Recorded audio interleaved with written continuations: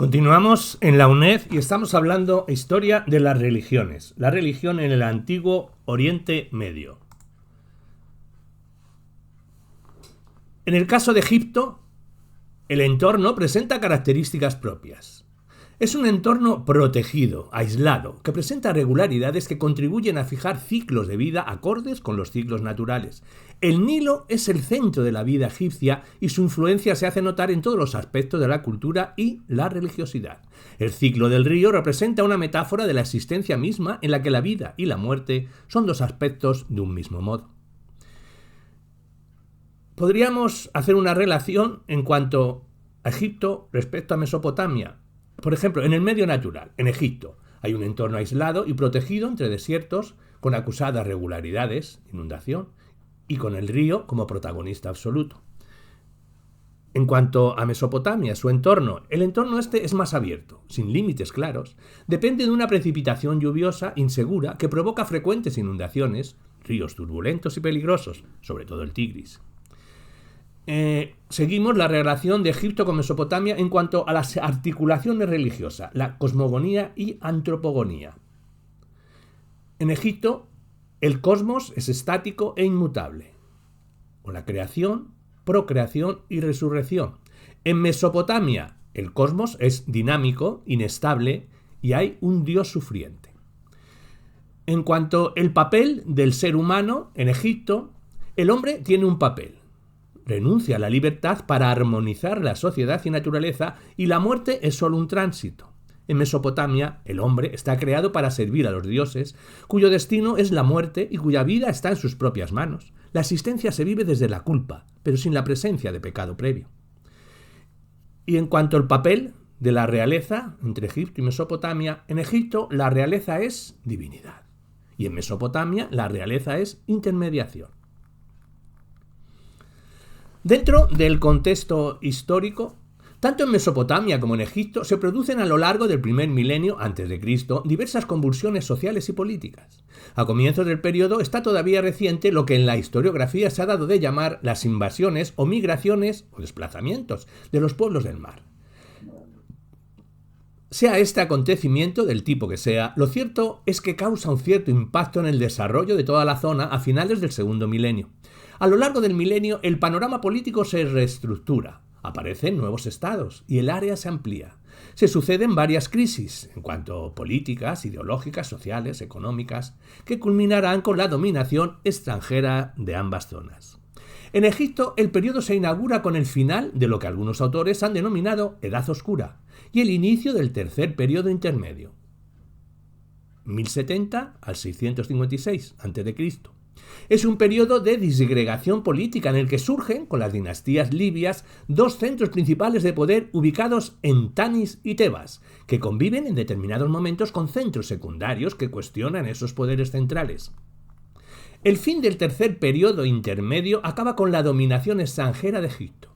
Primero, por el dominio de la dinastía saíta entre el 664 y el 525 a.C. Después por el dominio persa hasta el 332 a.C., en el que el territorio se ha convertido en una satrapía, y más tarde en el dominio griego tras la conquista por parte de Alejandro en el 332. Es en este periodo tardío donde los centros religiosos se ubican en Menfis y Tebas, aunque su influencia es reducida, puesto que las ideas religiosas han sufrido grandes influencias por parte de los dominadores extranjeros. En Mesopotamia la situación no es menos inestable. El milenio se inicia con el imperio neoasirio, 1360 al 612 a.C., que se va progresivamente desangrando en luchas contra enemigos interiores y exteriores hasta su caída final, en manos de un nuevo poder, caldeos, que surgen en el sur. El imperio neoasirio es sustituido como potencia regional por el imperio neobabilónico, años 618 al 538 a.C., que seguirá a partir del 538 un camino paralelo al Egipto de la época. El territorio será primero conquistado por los persas, hasta que en el 331 cae en manos de Alejandro y se inicia el periodo de los reyes macedónicos y posteriormente de los seleucidas. En todo el Próximo Oriente, el milenio es un periodo convulso, en el que se suceden los centros de poder político y en el que las influencias regionales van cambiando de manos de forma sucesiva. Al final del periodo nos encontramos un territorio devastado por las guerras, con unas densidades de población probablemente inferiores a la de milenios anteriores, y con una realidad evidente: los centros de poder que controlan el mundo ya no se hallan en el Próximo Oriente, sino que se han desplazado al Mediterráneo occidental. La prosperidad de la región es grande a nivel económico, pero su riqueza cultural e influencia ideológica son mucho menores que en épocas anteriores. Hay nuevos tiempos y nuevas teologías. Las nuevas situaciones políticas, culturales, económicas y sociales traen consigo cambios en la forma de entender y vivir la relación con el plano religioso, individual y social, sobre todo en contextos religiosos tan poco estructurados, a excepción de Israel y Persia, como los que encontramos en el Próximo Oriente. Simplificando mucho, podríamos avanzar que dichos cambios pueden resumirse en los siguientes epígrafes. 1. Reestructuración de los panteones y de las interpretaciones teológicas. 2. Influencia de la piedad personal como forma de relación con lo sagrado. 3. Auge de los cultos mistéricos. 4. Aparición y desarrollo de nuevas religiones, monoteístas. Y 5. Una fijación de la literatura sapiencial, con textos sagrados. En cuanto a la reestructuración de los panteones y las interpretaciones teológicas, tendremos que decir que en este periodo representa la decadencia de la cultura egipcia y mesopotámica. Durante todo el milenio asistimos a una progresiva degradación de los fundamentos culturales previos, sin que surjan nuevas aportaciones que revitalicen desde dentro de los grupos sociales el acervo cultural y religioso.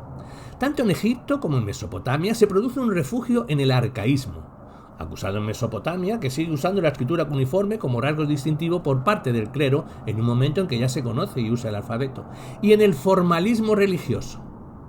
Va aumentando a lo largo del milenio el simbolismo en las expresiones figurativas y el ritualismo en las expresiones comportamentales dentro del ámbito religioso. Ya que nos surgen nuevas síntesis teológicas más acordes con los tiempos, se vuelve a los arcaísmos nacionalistas con la revitalización de cultos animalísticos de épocas primitivas y con un auge del culto a los semidioses. La sucesión de invasiones en los distintos territorios hace imposible el refugio en los dioses nacionales, que han sido desacreditados por las derrotas de los diferentes estados, y renacen con fuerza los dioses locales en perjuicio de los dioses de carácter nacional. Como ejemplos, decaen los cultos de Amón en Tebas y ascienden los de Neit y Bastet en Egipto, o en el caso de Mesopotamia, el dios nacional, Asur, es sustituido por Marduk y más tarde por los antiguos dioses locales sumerios y acadios en amplias regiones del territorio. La preeminencia de los dioses se sucede al compás de los vaivenes políticos y sobre todo surge, reaparece, como en todas las épocas oscuras, el recurso a la superstición y a la magia. Frente al excesivo formalismo de las representaciones religiosas oficiales, que en muchos casos ha dejado de tener sentido para amplias capas de la población, la religiosidad personal se refugia en formas distintas del culto público.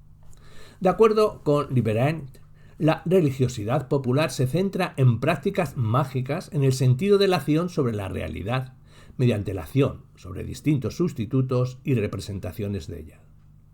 Las fuentes reiteran esas prácticas que como ejemplo encontramos en la estela Metternich, correspondiente al reinado de Nectanebo II.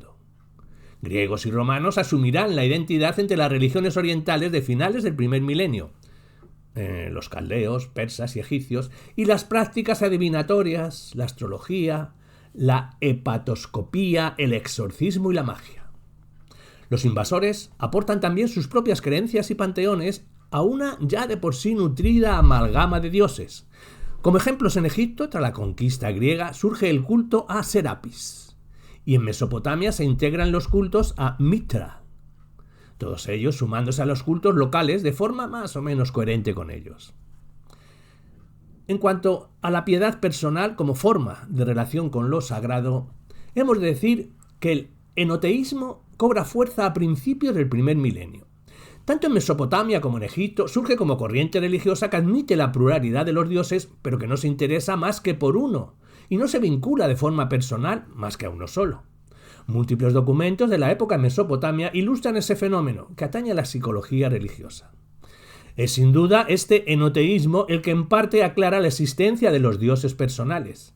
Il Resi, literalmente, el dios de la cabeza de alguien, su divinidad particular, cada uno de los cuales parecía desempeñar, respecto a su devoto, el papel del conjunto de los dioses respecto al conjunto de los hombres. Solo tú eres mi Dios, solo tú mi Señor y mi dueño, solo tú mi juez, solo tú mi protector y solo tú mi vengador. Como recitaba el exorcista al invocar al dios del fuego en petición de ayuda, y es igualmente aquí donde adquirirán todo su sentido los nombres de parentescos aplicados a los dioses. En Egipto, este enoteísmo puede documentarse desde el episodio de Amarman. Siglo XIV a.C., y tiene un impacto importante en el surgimiento de los dioses personales, o dicho más propiamente, de la vinculación personal a un dios. En ambos territorios, frente a la profesionalización de la religión, frente a los grandes rituales a los que el pueblo era ajeno, frente a tiempos revueltos en los que crece la inseguridad ante el futuro y peligra la propia vida, se manifiesta una angustia espiritual que tiene una relación directa con el surgimiento de una relación personal y cercana con Dios. Existen numerosas fuentes que revelan este cambio de perspectiva en las ideas religiosas, estelas y ostracas, en las que se manifiesta una petición, oración o afirmación de un favor divino. En algunas tumbas aparecen inscripciones que denotan este cambio profundo en la relación con lo sagrado. Se produce una profunda etización de la religión, pero fundamentalmente la conciencia de que el destino de los hombres está en las manos de Dios, y la necesidad de entregarse a su voluntad que marca la senda que ha de seguirse. En Mesopotamia sí que pasa a ser un padre benévolo, y Samas cuidaba de todos los habitantes de la tierra, y se podía implorar a Istar, señora de señoras, diosa de diosas, y esperar de ella una respuesta favorable a las genuflexiones y las plegarias. A los mismos sentimientos, de acuerdo con Botero, hacen eco de manera similar profusamente los nombres propios de personas: Lu Naprisan, Dios mío, pon los ojos en mí; Dremeni Marduk, Marduk, ten compasión de mí; Stan Abi en sí, Sin es el padre del débil; Samas Hatin, Samas es protector; Samas Epiri, Samas se ocupa de mí. Los mismos ejemplos podemos encontrar en el Egipto tardío. Del auge de los cultos mistéricos, diremos que en la historia de las religiones se engloba bajo ese título los movimientos religiosos cuyo esquema se centra en la búsqueda de inmortalidad gracias a la iniciación ritual en el paso de muerte a vida de un determinado protagonista divino, cuyas peripecias son narradas por medio de mitos de estructura cruenta, muerte, resurrección, o incruenta, descenso al infierno y ascenso a la vida. Así, el prototipo primero del mito cruento es Osiris, muerto y despedazado por Set, pero vuelto a la vida inmortal de Atón gracias a la recomposición de la integridad de su cuerpo realizada por su amante esposa, Isis, y su hijo, Horus. De manera análoga, el primer prototipo del misterio en su forma incruenta es la diosa mesopotámica de la fertilidad, Istar, que desciende a la tierra sin retorno, Ínfero, para volver a ascender a la vida, llevando consigo a su amante, Tamuz, quien toca la flauta de lápiz lazuli, símbolo de la renovación primaveral después de la muerte asociada a la esterilidad del invierno. Otro culto mistérico que se extiende por el Próximo Oriente con la conquista persa y que sobrevive al cristianismo fue el culto a Mitra. Se trata de la celebración de un mito del tipo cruento, si bien tiene una connotación particular, puesto que el protagonista divino, Mitra, no es quien muere y resucita, sino que él es un mediador, que sacrifica al toro sagrado y gracias a ese sacrificio vuelve la vida sobre la tierra. El culto a Mitra, con el sacrificio del toro, a él vinculado, era celebrado ya en el antiguo hinduismo védico, de donde pasó al maddeísmo persa, resistiéndole ahí a ser suprimido por la reforma de Zoroastro. No se trata de religiones, ya que la mayoría de los cultos de este tipo existen de forma paralela a las religiones oficiales. Incluso en la mayoría de los casos no era exigido pertenecer a una religión determinada para ser aspirante a la iniciación.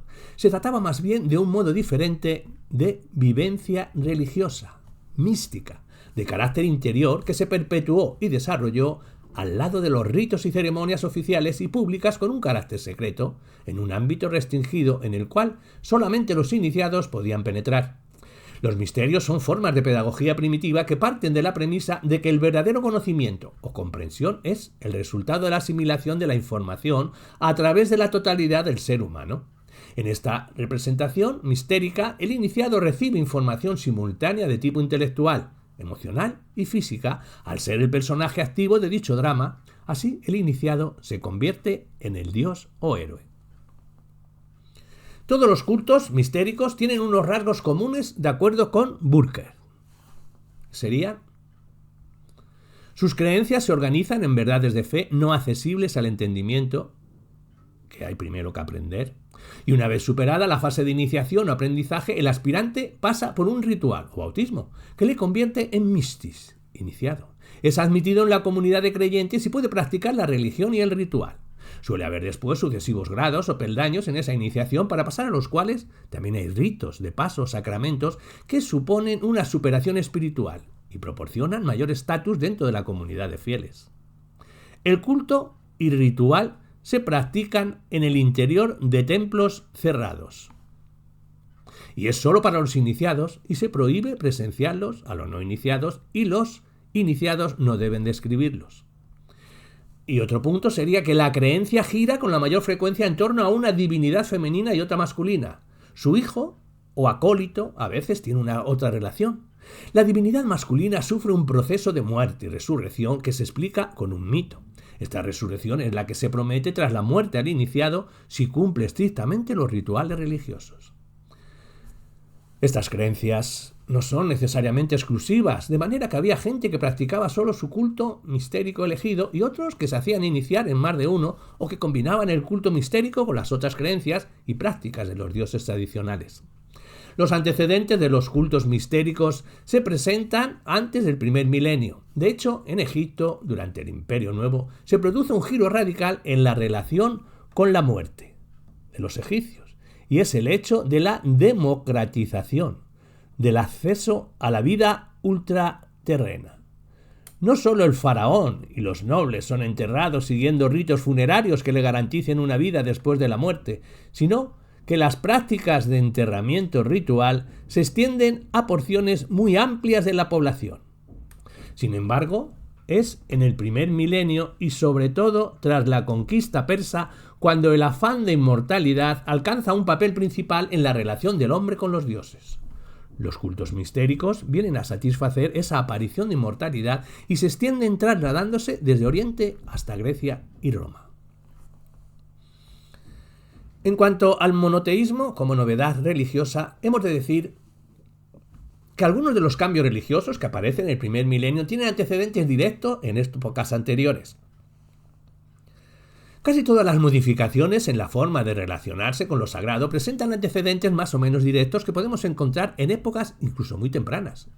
Igualmente, el monoteísmo tiene esos antecedentes en el Próximo Oriente. La aparición del monoteísmo se produce en dos entornos diferentes: la franja sirio-palestina y el territorio persa, que unificará durante algunos siglos la región del Próximo Oriente. En ambos casos se nos plantea como religiones reveladas con un cuerpo de doctrina bastante coherente y homogénea, elaborado durante mucho tiempo a partir primero de tradiciones orales y posteriormente con la intervención de personajes relevantes, serían profetas, enviados, elegidos. Su forma definitiva se adquiere entre el 1900 y el 400 a.C. La historia de Israel es una historia de unificación de tribus étnicamente homogéneas y que formarán inicialmente dos estados separados a finales del segundo milenio, Israel y Judá. A lo largo del segundo milenio, estos grupos sociales presentan un panteón politeísta que recibe influencias del entorno. Hay antecedentes de enoteísmo que, según sus propias tradiciones, se remontan a Abraham, que proviene de la Ur, de Mesopotámica. Igualmente, según sus propias tradiciones, el antecedente más claro del monoteísmo radical se presenta en Moisés, aunque el pueblo sigue adorando a otros dioses, como Baal. Estos antecedentes se incorporan a las tradiciones posteriores a modo de justificación y explicación de los orígenes, aunque la realidad es otra. Los reformadores religiosos del siglo VI a.C. y del siglo IV situaron el origen de sus sistemas religiosos y culturales en la época de la formación de la comunidad étnica y política de Israel. Abraham y Moisés. Sin embargo, en las ciudades que luego formarán el territorio de Israel coexisten varias divinidades tutelares a los que se suman los dioses de los grupos pastorales que ocupan el territorio. Y no es hasta la unificación de los dos reinos, principios del primer milenio, cuando se construye el templo de Jerusalén y que por necesidades políticas se elige a una divinidad como centro del panteón oficial del reino. Probablemente es una divinidad que existe con anterioridad, pero a la que se le atribuyen nuevos rasgos partiendo de una divinidad más propia, de la tipología nómada. Sin embargo, a pesar de convertirse en el dios principal del panteón, sigue compartiendo el panteón con otros dioses. Y no es hasta la reforma de Josías, alrededor del 600 a.C., cuando Yahvé se convierte no solo en el dios principal, sino también en un dios único y universal. Sin embargo, la influencia de este monoteísmo es escasa en el resto del territorio del Próximo Oriente. Los centros políticos principales siguen con su politeísmo, aunque se producen fenómenos de enoteísmo tanto en Mesopotamia como en Egipto. La otra aportación monoteísta es algo anterior al desarrollo del judaísmo y se produce fuera del territorio del Próximo Oriente. El mazdeísmo o zoroastrismo, como se le conoce también, es una reforma religiosa realizada a finales del segundo milenio en la religión practicada por las poblaciones que ocupan las mesetas del actual Irán. Los datos apuntan que son poblaciones indoarias con tradiciones culturales y religiosas ligadas al lejano oriente. A finales del segundo milenio y principio del primero surge una línea religiosa que defiende la exclusividad divina de Ahura Mazda, antiguo dios del cielo en la región persa. El mazdeísmo representa un monoteísmo menos político, ya que admite otras figuras semidivinas a lo largo en oposición al dios supremo, Ahura Mazda. Sin embargo, al igual que en Israel, el mazdeísmo se afianza de la mano de nuevas realidades políticas que cambian el panorama cultural y social. Dentro del imperio medo surge en el siglo VI a.C. una nueva potencia militar. El reino persa se independiza totalmente de los medos y asume desde mediados del milenio una vocación imperial que le lleva a expansionarse y unificar, en un momento dado, todo el Próximo Oriente bajo su mandato. Esa vocación imperial tiene como justificación ideológica el mazdeísmo, que plantea la superioridad de un dios, que se identifica con la verdad, frente a los demás dioses, que se identifica con figuras demoníacas. La confluencia de intereses políticos con ideas religiosas da un soporte a la ideología imperial aqueménida, y es bajo esa vocación imperial bajo la cual se extiende el mazdeísmo hasta ser religión oficial del Estado en época de Darío.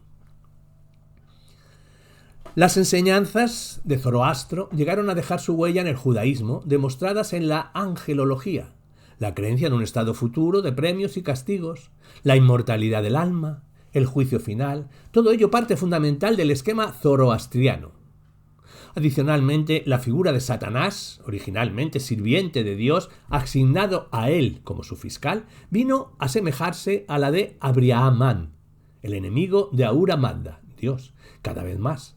También la figura del Mesías inicialmente era un rey futuro de Israel que salvaría a su pueblo de la opresión. Evolucionó en Isaías, por ejemplo, en un salvador universal muy similar al Saosihan persa, iraní.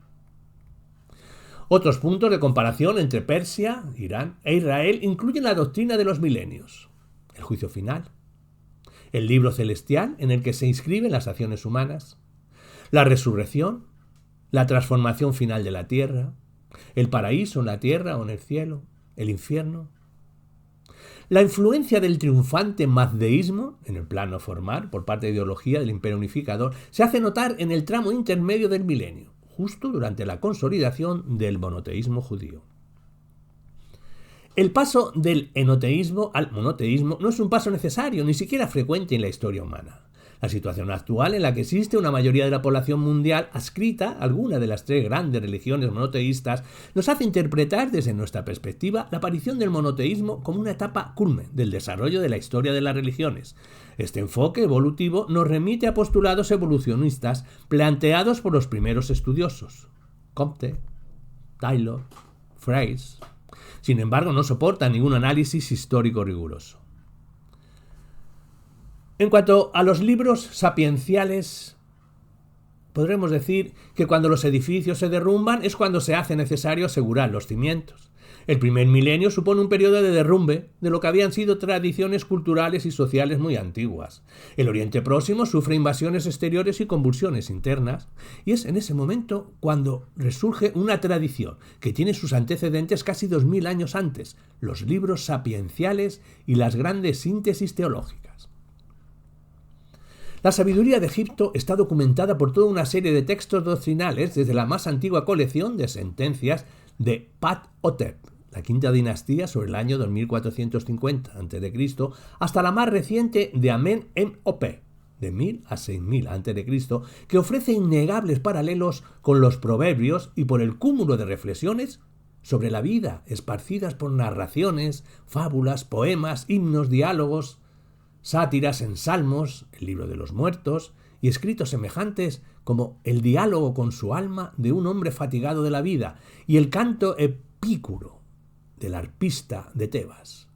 No menos atestiguada está la sabiduría de Sumer y Akkad, de Babilonia y Asiria, gracias a las tablillas cuneiforme descubiertas principalmente en Nippur y Nínive, la biblioteca de Asurbanipal, que contienen listas de proverbios, signos religiosos, textos escolares, obras didácticas o literarias y otros ensayos del género. De ellos podríamos citar, por su semejanza, por lo menos aparente, con textos bíblicos en Akkad, el poema del justo paciente, semejante al Job bíblico, y en Babilonia, el diálogo entre amo y criado, que marca la línea de Eclesiastés bíblico. Finalmente, de la sabiduría aramea tenemos las palabras de Aibkar, el siglo VI a.C., mientras las inscripciones y textos de Ras Samarat, Zingili y Karatep nos informa sobre la religión sirio-fenicia. Los libros sapienciales de Israel, del 900 a 600 a.C., tienen grandes influencias en la literatura religiosa de su entorno. Tanto el Pentateuco y la Torá, como los libros proféticos y sapienciales, tienen grandes influencias de la literatura mesopotámica. Entre otras podríamos citar la creación del cielo y la tierra y de todo lo que en ellos se contiene, incluido el hombre, a partir del barro, y la mujer a partir de una costilla del hombre. La creación por parte del dios Enki de un lugar donde el hombre podía vivir sin miedo a los animales, un lugar sin terror. Pero Enki descubrió un comportamiento inadecuado en los humanos y lo expulsó. Las luchas fraternales entre el pastor Dumuzi, dios del ganado, y el labrador Enkidu, dios de la agricultura, los cuales se enfrentan por el amor de la diosa Inanna. O los dioses Emes y Enten, que inicialmente fueron encargados por Enlil, una de las cosechas y la agricultura, y otro de los animales y el ganado, pero que tuvieron una gran disputa. Un problema parecido hubo entre Asnan, la diosa del grano, y Laar, la diosa del ganado. Después de una borrachera, se pelearon y Enlil y Enki tuvieron que mediar entre ambas. Y otro sería el Ziusudra, que es la Unapistín para babilonios o Atraasis para acadios, que fue avisado por el dios Utu de un gran diluvio que los dioses mayores provocarían durante 7 días y 7 noches para acabar con el hombre, hartos como estaban del comportamiento ruidoso de estos. Entonces Ziusudra creó un gran barco. Todo esto suena a lo nuestro, donde guardó ejemplares de semillas y animales que volvió a liberar una vez hubieron bajado las aguas, no sin antes cerciorarse, soltando primero una paloma y un cuervo, según versión acadia. Igualmente, la reforma de Zoroastro deja su influencia en la literatura sapiencial persa y sobre todo se transmite a los libros canónicos de la Biblia hebrea. Por último, además de las nuevas síntesis teológicas que aparecen con el mazdeísmo y el judaísmo, se realiza una última gran síntesis en la religión egipcia, que proviene de la ciudad de Tebas, alrededor del 700 a.C. Todos estos ejemplos responden a una misma necesidad, que sería afianzar el ejercicio en ruinas de unos cultos religiosos que se ven sacudidos por el sentimiento de una vida, sujeta a la inestabilidad del entorno. Los textos sapienciales provienen de recursos éticos para afrontar esa vida de inseguridades, o como en el caso persa, que sirve de justificación y soporte a finalidades políticas imperiales. Como conclusión, el acercamiento al fenómeno religioso desde el exterior de la religión misma ha pasado por diversas etapas a lo largo de los últimos 2 siglos. Muchas perspectivas distintas se han adoptado en estos acercamientos, algunas más cercanas a la teología, como el fenomenalismo, y otras en los extremos opuestos del sentimiento religioso, como sería el marxismo o el psicoanálisis. Sin embargo, todos los acercamientos han aportado alguna luz, no tanto a los orígenes del fenómeno, cuanto a la persistencia del mismo en todos los grupos humanos conocidos. Siendo así, es claro que la religión, como la economía o la política, juega un papel relevante en la estructuración social de cualquier grupo humano. No queremos decir que ese papel sea exclusivo de la religión de forma necesaria, sino que simplemente los hechos históricos demuestran que la persistencia de la religión se soporta en razones individuales y sociales que deben ser analizadas cuando nos acercamos a la interpretación histórica de cualquier grupo social y de cualquier época. También parece claro que la religión de cualquier grupo social cambia a la par que cambian los factores ideológicos, políticos, económicos o sociales. A veces como apoyo a esos cambios y en otras ocasiones ofreciendo resistencias a los mismos. Por último, nos parece claro algo que avanzaba a mediados de este trabajo. Cualquier religión surge para satisfacer necesidades individuales. Se institucionaliza cuando los grupos sociales se establecen en territorios que consideran propios y desarrollan relaciones sociales complejas, y se instrumentaliza por parte de los grupos predominantes para así convertirse en una herramienta que justifica las desigualdades sociales acusadas y que surgen en las sociedades claramente estatales. De la misma forma, podemos afirmar que la religión se mueve en diferentes niveles que se corresponden con los intereses y necesidades de las diferentes clases sociales que configuran una sociedad dada. Desde la religión entendida como culto oficial y de la que participan activamente solo las clases privilegiadas, hasta los sentimientos religiosos, más teñidos de la magia y superstición, que se corresponden con las clases sociales más desposeídas. En el caso que nos ocupa, que los cambios religiosos que se producen en el Próximo Oriente en el primer milenio, dichos cambios suelen acompañar a fenómenos políticos o sociales, concretos, que explican en cierta medida la influencia entre los factores materiales de una sociedad y sus factores ideológicos. No existe una o varias religiones propiamente dichas en el Próximo Oriente, al menos no hasta la aparición de las religiones monoteístas, sino una amalgama de cultos locales que se articulan de forma diversas en el tiempo en función de los vaivenes políticos y sociales de los distintos centros de poder de la religión. Por último, hagamos una intención que nos mueve desde el principio de este artículo, y es desvincular las creencias de los creyentes que las soportan y de los motivos que sirven de apoyo a ese soporte, que es algo que no tenemos sentido del punto de vista histórico.